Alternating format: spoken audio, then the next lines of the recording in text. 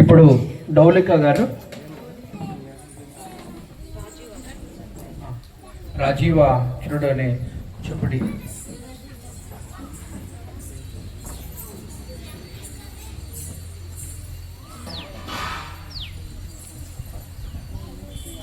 అడగని సోపుచు పలుకులనమృతములొలికే స్వామికి పలుకులనమృతములొలికే స్వామికి తిలకము దిద్దరుగా కస్తూరి తిలకము దిద్దరుగా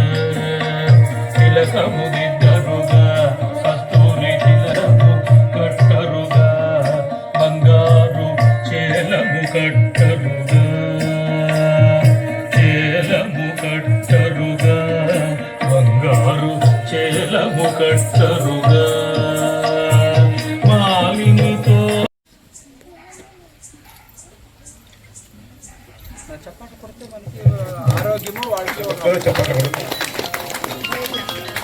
ఎన్నో చేయాలనే ఉద్దేశంతో ఆయన మాకు సహకరిస్తున్నారు. వాళ్ళకి మేము ధన్యవాదాలు తెలియజేస్తూ మా యొక్క దేవాలయం తరఫున కూడా ధన్యవాదాలు తెలియజేస్తున్నాం. మన భక్తవత్సలం సార్ చేతుల మీదుగా సన్మానం చేయాలని కోరుచున్నాం.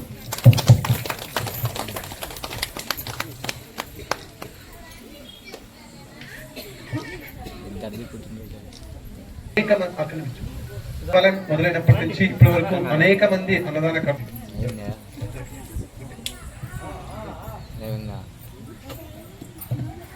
ఈ దంపతులకు ధన్యవాదాలు తెలియజేస్తూ ఎంతో మనకు అన్నదాన కార్యక్రమాలకు వచ్చిన వాళ్ళకు సత్తులు చెప్పట్ల కోరుచున్నాం. దంపతులు ఇద్దరు రావాల్సిందిగా కోరుచున్నాం. నేను వద్దు అంటున్నా, ఇంకా ఫుల్ ఎక్కువ ఉన్నాయంటే లే స్వామి నేను మొక్కున్న అమ్మవారు కలిసి మనస్ఫూర్తిగా మన అంజన్ రెడ్డి గారు ఇక్కడ మళ్ళీ ఈ రోజు గోవుని ఒట్టించారు. వాళ్ళకు కూడా నేను ధన్యవాదాలు తెలియజేస్తా. మనకు గోవు అయితే దాన్ని పోషించడం కూడా చాలా గొప్ప. ఈ రోజు మనకు ఇక్కడ మారేమ్మదేవి గోశాల స్టార్ట్ అయినప్పటి నుంచి ఒక్కోటి 9 ఆవులతో స్టార్ట్ అయ్యాం. ఈరోజు 58వ ఆవు కూడా మనకు వచ్చింది. కానీ దీనికి కూడా అనేక గడ్డి కొరత కూడా చాలా ఉంది. ఇప్పుడు వర్షాలు కూడా ఇబ్బంది ఉన్నాయి. కానీ దీనికోసం ప్రతి ఒక్కరు కూడా సహకరించాలి. అంటే ఎన్నో వేలు లక్షలు ఇవ్వాలని కాదు, మన చాతరైన సహాయార్థంగా మన యొక్క దేవాలయం తరపున మనకి ఎంత తోస్తే అంత మన గడ్డి కోసం ఇచ్చినా కూడా చాలు. ఎందుకంటే మానవ సేవే మాధవ సేవ అన్నారు. గోసేవక మహా భగవంతుని సేవ చేసినట్లు సమానము.